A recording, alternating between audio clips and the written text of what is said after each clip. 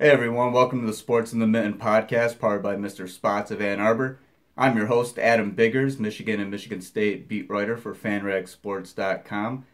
And today's episode is going to be focused on the realistic expectations for Michigan's 2017 class.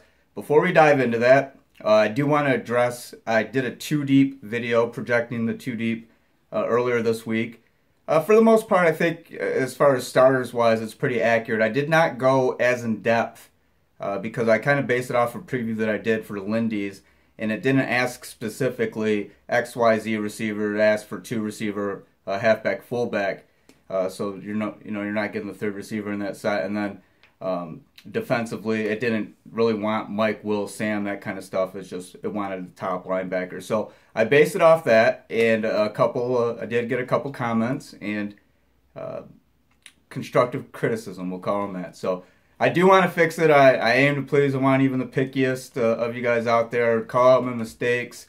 If I make an error, let me know.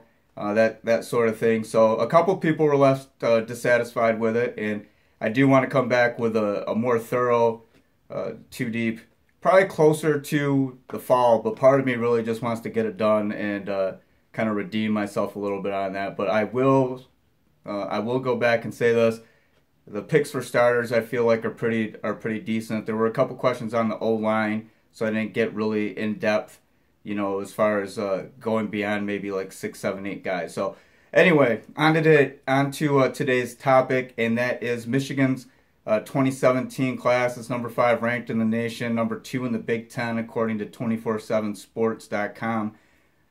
11 early enrollees, so I mean that speaks volumes in itself. There's going to be a large group of guys that are going to be expected to contribute immediately, and let's start with those guys.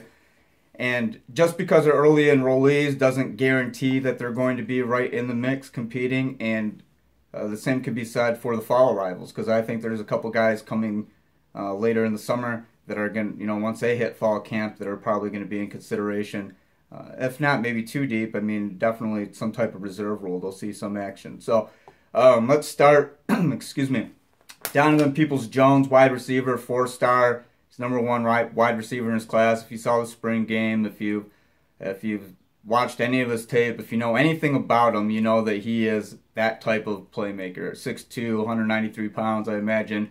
He'll probably be closer to the 200-pound range come camp, maybe even 205. Who knows? I mean, I don't know how quickly he's going to put on the freshman 15 if he does that, but I imagine that he'll come in a little bit heavier, very athletic.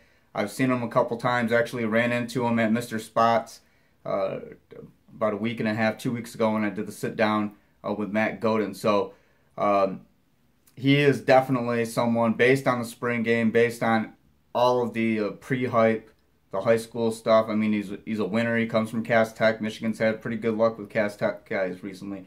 I mean, Cass Tech guys, Detroit in general has produced some pretty good college football players lately. But even if you just look at that Cass Tech pipeline, not only to Michigan, but there was that Rogers kid down in Toledo. I'm forgetting his first name, so forgive me, but he had a good career there too. So, and he played alongside with Jordan. Anyway, Donovan Peoples-Jones, you have to pencil him in as a guy that's definitely going to compete for a spot in the 2 deep. I think he's going to be one of Michigan's main wide receivers this season, just by virtue of there's openings, right? There's 2 of them. J.U. Cheson's gone, and Mara Darbo's gone, and we'll see what else happens. Cesar Ruiz, I could see him as a backup center. I could see him somewhere backing up on the left side of the line. I think the right side's kind of buttoned down with on Wayne at guard, and then you'll have Juwan Bushell-Beatty probably at right tackle, or maybe John Runyon, and then maybe John Runyon's backing up Mike Onwenu. And that's where we got into a little bit of a problem with my 2 deep, because I didn't really go 2 deep separately. So factor in Caesar. I think he's definitely going to be one of those guys who you have to pay attention to, and everything that I've heard about him throughout camp, throughout the conclusion of the Rome trip, all the reports, positive. Ambry Thomas, factor here. I mean, that group of defensive backs is pretty stacked. I mean, they're deep, and there's no harm if Ambry's a guy who next year maybe is one of those people that we're talking about gets a chance. I'm looking at it as a whole, and just I really like Lavert Hill. I like David Long, and there's actually another guy in this class, in an early enrollee as well, that I would like a little bit more than Ambry as far as a contender for the 2 deep. So Tariq Black, obviously Tariq. I remember talking with Wilton Spate after the spring game. He complimented these guys, and I believe I mentioned that in the last episode as well. Tariq is definitely, and at 6'4", 208 pounds, that's what he's listed at. He'll probably come in a little bit heavier. I mean, imagine this guy, somewhere around the 220 range. I mean, maybe just dynamic. 6'4", maybe in 225. I mean, I don't want to start saying Megatron or anything like that, but you get the picture. He's a big body guy, and I've been thoroughly impressed. And even though, the spring game, you can't get too high or low on anybody based on the spring game, but what I really do like about it is when I was talking about the technical aspects with Wilton Spate about Tariq and Donovan, and just the way he kind of lit up, and it was like there was an understanding. Like he seemed genuinely excited that, yeah, I have 2 guys coming in right now that I know that are gonna be there and be somebody I can rely on. So factor in Tariq in there. Jalen Kelly Powell, he's a safety. I don't know. I'm not considering him for the 2 deep. My expectations for Jalen is probably this is a learning year. Donovan Jeter, defensive end. I think Donovan maybe factors in there. And when I look at the defensive ends with Rashawn Gary, Carlo Camp, Chase Winovich, I'm thinking ideally you should be able to rattle off 5-6 guys. Boom, we're going to play guys who are going to produce. I can't do that right at the second for Michigan. So that's why I'll consider Donovan. Corey Malone Hatcher. Now Corey, according to everything that I've heard, and it's also been posted. His father posted it. It's in a Facebook, like a fan page.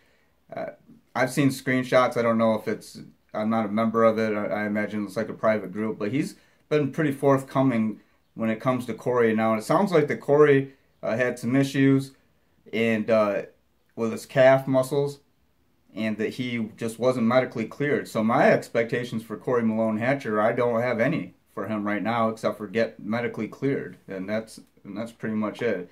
And then maybe we're talking about him next year as a potential contender for in the 2 deep, or maybe a reserve role as a defensive end. But as of right now, everything that I've heard, I believe that the priority for Corey Malone Hatcher is get medically cleared. So Jeraymon Hall, offensive tackle. Didn't really hear a whole lot about him throughout spring. I can't definitively say yes or no, but just based on what I've heard and some chatter and things like that, talking to a few people, I don't really know if I expect a whole lot from him. Now, Jamarick Woods, I do expect something out of Jamarick, and because he's a physical guy. That is and you can see me, I'm like pounding my fist here. Jamarick loves to hit, and there's guys who like to hit. There's guys who are good at hitting. There's guys who live for it and absolutely love to hit. I believe that Jamarick is one of those guys. He's already, but Brian Smith, I remember, was talking about, the defensive backs coach. He was talking about Jamarick's just love for contact, and when you have a secondary that's looking for playmakers, when you're looking for answers after departure, Channing Stribling and I mean and Jordan Lewis as far as coverman, but safety-wise, Delano Hill. I mean, Delano had some pop. So, I mean, Jamarick, I think, might be a nice piece that could fit in there. We're going to, we'll be looking at, Khalid Hudson will be, and there's a safety role too. So, but I mean, Jamarick, I wouldn't be surprised to see him get some decent playing time this year. The final early enrollee, Ben Mason, he's listed as an inside linebacker. Again, linebacker, I think, is a deep position. And when you factor in Mike McCray and Devin Bush, those 2 guys in the middle, I don't know who we're really thinking outside. Again, that's kind of getting my 2 deep, and that's something I'm thinking about. But Devin Gill, Josh Uche on the outside, tremendous pass rusher, and he didn't participate during bowl practices. So I mean, I think the spring probably I'm not absolutely up to date on everything that he had done through the spring, but this I can imagine, a good time recovery wise. Yada, yada, yada, and, get your stuff together. But Josh Uche, I think, is definitely a guy that you have to pay attention to, a lot of attention. I like everything that I've heard about Josh, and I've liked, the limited sample that we've seen, and then, in the spring game, too. He looked pretty good, and Devin Bush looked really good, too. So, with that being said, Ben Mason, I mean, you'll probably be in a position where you got to really hustle to even get noticed a little bit. So maybe this is a learning year. Now these are going on to the 19 who have signed letters of intent, and I don't want to. I'm already approaching the 10-minute mark here. I believe we went through the bulk because of the early enrollees, so I'll try to be quick with the rest. Aubrey Solomon, he is defensive tackle, 5-star. He chose Michigan over Alabama. Everybody knows about him. He's a guy now that I think once he arrives at camp that maybe he's somebody in there that's competing for a spot as a tackle. Because I mean, so far, I mean, Brian Monet and Mo Hurst. I mean, you can't really complain right there as your two top guys that you're looking at, but. Maybe Aubrey, I think he competes for a spot in the 2 deep. And again, when you look at the defensive line, just by virtue of what was lost, I mean, there are job openings. So Luigi Villain, now defensive end, I know there are some people who are pretty pumped about Luigi. I'm kind of indifferent, and it's not a good or a bad thing. It's just Luigi's one of those guys where, okay, I want to hear a little bit more, I want to see a little bit more. Want to see if there's anybody gets in contact with him, writing about him, that kind of stuff. So I'm going to reserve that. Now Drew Singleton at the linebacker position, Paramus, Chris Partridge, the linebacker coach. I mean, I don't want to reach too far here, but maybe Drew is a guy that gets in the mix. I think there's going to. I mean, last year we saw 23 or 24 true freshmen play. This is going to be a year, I believe, that a lot of these 2017 guys are going to get their feet wet. And if we look at some of the circumstances from last year, why everybody didn't get involved is, I mean, there was an academic red shirt with Kareem Walker, and there was some injuries. So, maybe even more guys from Michigan's 2016 Class C action last year had that not happened. But this year, I do believe that there's going to be a fair opportunity for a lot of these guys to see playing time. Drew Singleton at linebacker, maybe he gets in there. Same Jordan Anthony, I don't know, possibly. Chuck Falega and Jordan's outside linebacker. Chuck Falega, or Falasia, I've heard it pronounced both ways, offensive tackle, just because Michigan lost 3 all Big Ten offensive linemen. Kyle Kalis, Eric Magnuson on the right side, Kyle being the right guard, Eric being the right tackle, and then it's creates a little bit of an issue.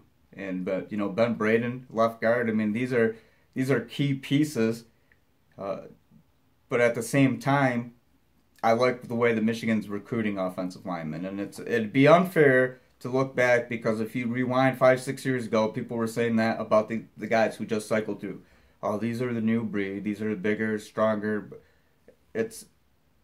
I get it, and I understand that fans want to hype them.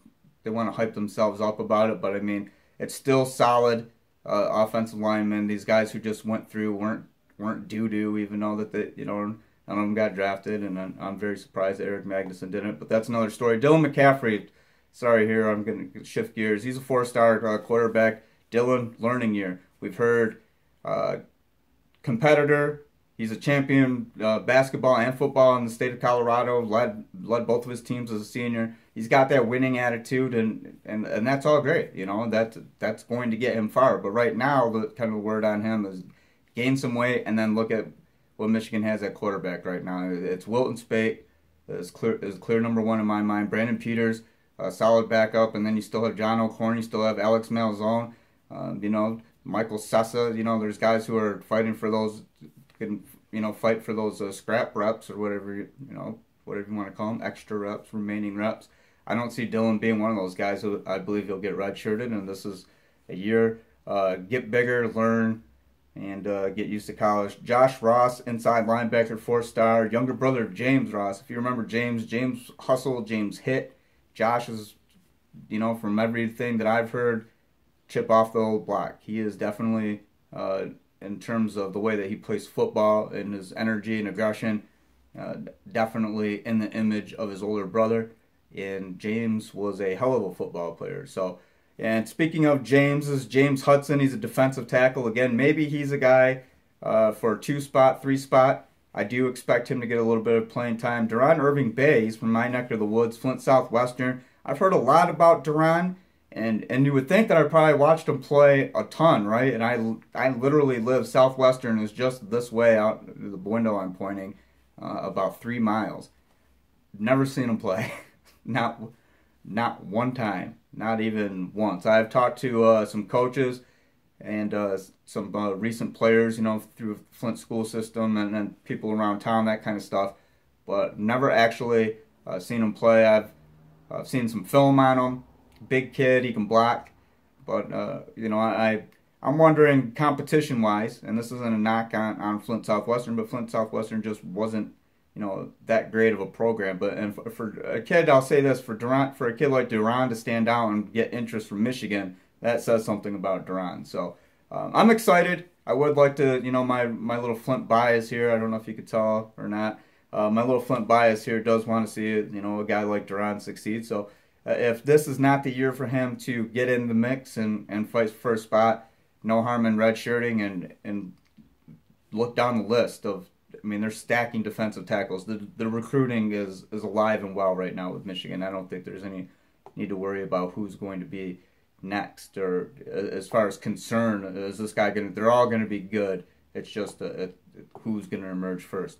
Omari Samuels, running back. I like Chris Evans a lot. I like Karan Higdon. I like Kareem Walker. Of course, there's Ty Isaac too. So, I mean, Omari is coming in. He won a trio of state track titles in New Mexico, so he's a speedster, and maybe he is a guy that does something. But I think this is probably going to be a redshirt year for him. Andrew Stuber, offensive tackle. I believe that Andrew comes in, if I'm not mistaken, because it was Sean McKeon last year. I think it's Andrew Stuber this year comes in with the highest GPA. I'd have to double check that, but I believe that they showed that on the board during the signing of the stars ceremony at Chrysler. So. Andrew, smart guy, maybe sits back and learns this year. Brad Hawkins, you know the name. He reclassified. He's now part of 2017 class. Brad as a receiver, maybe he fights in there, you know, spot duty. I don't think he's going to be in that mix where we're talking Hawkins is a top 5-6 guy. I don't believe that. So, especially, you know, let's just do some math here. 3 wide receiver spots, 2 deep, so 6 top receivers. I don't believe that I could put Brad Hawkins on that list right now. Philip Pea as defensive tackle, and Brian Monet, he's actually a cousin of Brian Monet, and Brian, I'm not sure if Brian said that he had known that his whole life or found out later in life, but he was excited when we talked to him about Philip arriving, and 3-star defensive to 6'4", 285 pounds. He's a big guy, and again, maybe this is a year that he learns, just because once we start getting past 6-7 names, I think that's kind of the cutoff point. So, Kwity Paye, another guy. Rachel Lindsay, a colleague of mine, she did really great stuff on Kwity. She went out and actually talked to him in Rhode Island. So, great work on Land of 10. So, if you get a chance, Google that. Rachel did really good on that. Really well. She'd be upset if I said really good. She did really well. Kurt Taylor, running back, red shirt, just because, there's already pretty good running backs. And if we're talking about a guy like Kurt Taylor next year being a possible contender for a 2 spot, there's no worries in that. Not every single person has to compete for a spot immediately, and not every single guy is going to see action. So, and when I look at the stable of running backs, I think it makes a lot of sense to sit on Kurt, and I think it makes a lot of sense probably to sit on Omari. So, and finally, Brad Robbins, he's a punter. 6'2", 180 pounds. He's a 2-star. He was the number 14 ranked punter in the country. So, he's a pretty good punter. I know nothing about Brad Robbins. I watched a video of him. That was it. Other than that, I can't really tell you. I can't tell you much. I'm sorry, but I think that Will Hart. We saw him during the spring game. He handled both of the punting duties for both sides. So I think it's fair to assume that he's the guy. And then I think, just real quick, going over to kicker, since I'm talking about special teams, I would, assume that it's going to be Quinn Nordine. So, Brad, maybe, he's a guy who sits around for a couple of years, and stockpile punters. It's not a big, and what we see with Kenny Allen? Kenny Allen nobody was talking, Kenny really didn't start getting a shot until the final 2 years of his career, and he ended up becoming one of the greatest punters and greatest kickers in Michigan history. So you have to kind of consider that. Brad's got a guy ahead of him, and from what I've been told, Will Hart's a pretty good guy, a pretty good punter, rather. So anyway, thanks a lot for watching the video. Again, I want to thank Mr. Spots, Tim and Keith down there in Ann Arbor for keeping me fed when I go down there and letting me do our little food and football talk. So check those out. They're on my page. Like I said, the most recent one was with Matt Godin. I plan on doing a couple more hopefully before the season starts. Check out the website, sportsinthemitten.com.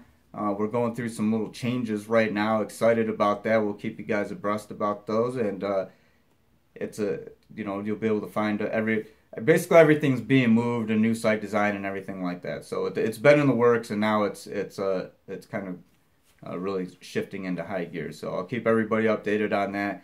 You can follow me on Twitter at AdamBiggers81. And again, my Michigan and Michigan State stuff is on FanRag Sports, FanRagSports.com, at FanRag_U, and at FanRag Sports. And I want to plug for my co-host real quick, Thomas Bendit. He's doing lawyer stuff again today. Those lawyers, man, they're always working, aren't they? So great stuff. He manages Big Ten Powerhouse over there on the SB Nation network of blogs. Follow them at BT Powerhouse. Follow Thomas at T Bendit. He direct messaged me the other day. He really wants to talk about this Michigan State night game talk. I think that's a great discussion. Pros and cons. I don't want to spoil the conversation. So hopefully the next one we do is Thomas and I talking about that. So again, I'm Adam Biggers. This is the Sports in the Mitten podcast. Thanks again for watching. Questions, comments, concerns, anything else, you know where to put them down below. I'll do my best to respond. Have a good one. Thanks for watching.